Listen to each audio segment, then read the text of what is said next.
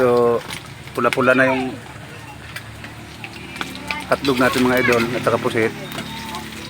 Lalagay ko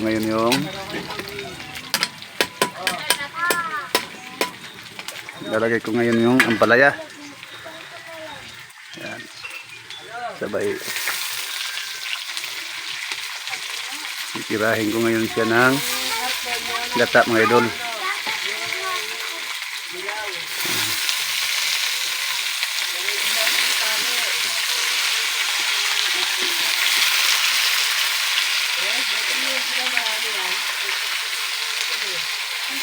Yan, gata. Ngayon ganito ako magluto mga idol sa ampalaya minsan. Pag ginataan ko siya, nagsasangag muna ako ng hotdog at saka pusit. Minimix ko yung dalawang klase niyan. Medyo mapula-pula na siya, saka ko ilagay ngayon ng ampalaya.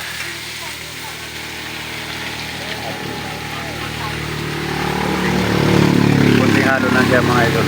Yan. Kung napapansin nyo yan, yan.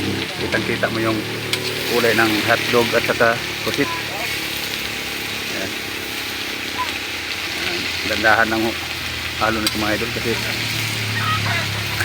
medyo maliit yung kawali kong pinaglutuan. Yan. Ayan o. Yan. Yan. So yan mga idol.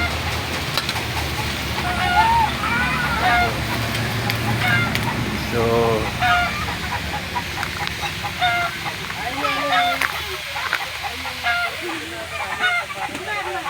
yun na.